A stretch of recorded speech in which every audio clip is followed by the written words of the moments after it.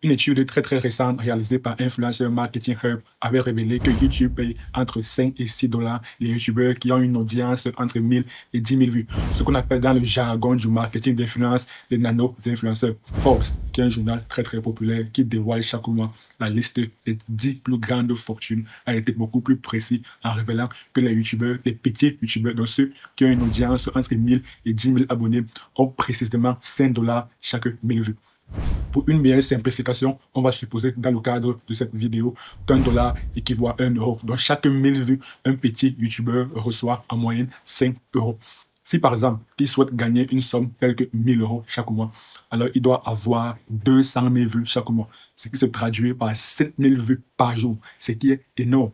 Et même, avant de pouvoir bénéficier des revenus versés par YouTube, il doit d'abord être éligible au programme partenaire YouTube. Donc, il doit soit avoir 1000 abonnés et 4000 heures de visionnage les 12 derniers mois, ou alors il doit avoir 1000 abonnés et 10 millions de vues short les 90 derniers jours. Et cette deuxième condition est beaucoup plus compliquée que la première condition. La raison pour laquelle on va beaucoup plus se concentrer sur la première condition, à savoir 1000 abonnés et 4000 heures de visionnage. Et même pour avoir 1000 abonnés, ce n'est pas quelque chose de très simple à obtenir, car une autre étude récente, cette fois-ci réalisée par VidIQ en 2021, avait révélé qu'il fallait en moyenne 15,5 mois pour atteindre la barre des 1000 abonnés.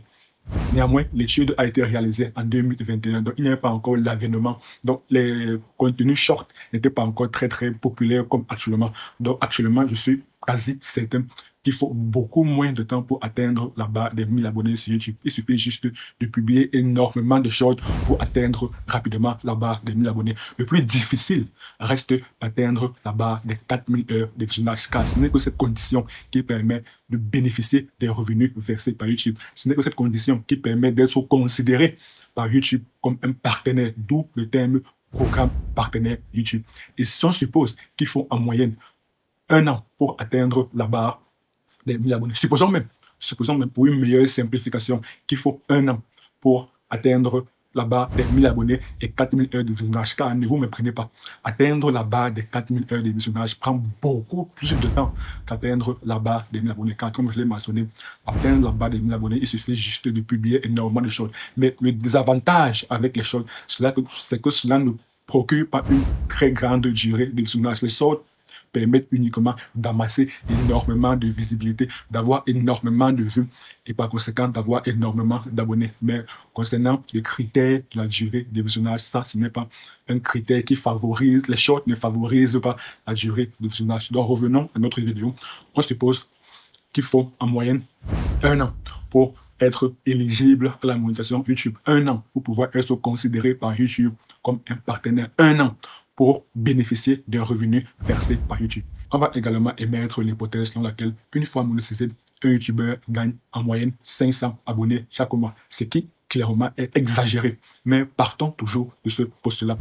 Une personne, un YouTuber qui est monétisé, gagne 500 abonnés chaque mois. Et on sait que le taux de conversion de vues en abonnés sur YouTube est autour de 0,5% à 1%. Ce que j'appelle taux de conversion vues en abonnés, c'est tout simplement le nombre de personnes qui s'abonnent à votre chaîne YouTube après avoir regardé vos vidéos. Et sur YouTube, ce taux de conversion est estimé entre 0,5% et 1%. Là également, on va émettre une hypothèse dans laquelle le taux de conversion pour un YouTuber est de 1%. Donc, clairement, à chaque 100 vues, il gagne un abonné. Et par conséquent, étant donné qu'on a supposé qu'il a gagné 500 abonnés chaque mois, cela signifie tout simplement que chaque mois, il a réussi à avoir 50 000 vues. Et rappelez-vous, Forbes avait révélé qu'un petit YouTuber, donc un YouTuber qui a une audience entre 1000 et 10 000 abonnés, gagne précisément 5 dollars chaque 1000 vues. Et si notre YouTuber gagne 50 000 vues chaque mois, alors cela équivaut à 5 dollars fois 50. Là équivaut à 250 dollars chaque mois. Donc 250 euros chaque mois si on suppose qu'un dollar équivaut à 1 euro. Donc il a fallu 1 an au YouTuber pour commencer à percevoir des revenus versés par YouTube.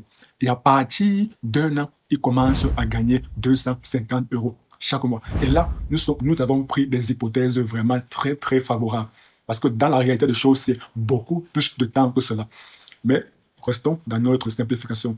Le YouTuber a attendu 1 an avant de pouvoir commencer à percevoir des revenus versés par YouTube. Et c'est à partir du 13e mois qu'ils commencent à gagner 250 € par mois. Selon vous, est-ce que cela est une bonne affaire? Selon moi, clairement, ce n'est clairement pas une très très bonne affaire. C'est la raison pour laquelle j'ai mentionné que la monétisation YouTube n'est clairement pas ce que vous pensez. Selon moi, la monétisation YouTube n'est clairement pas le meilleur moyen de gagner de l'argent sur YouTube. Fin de cours. À la prochaine.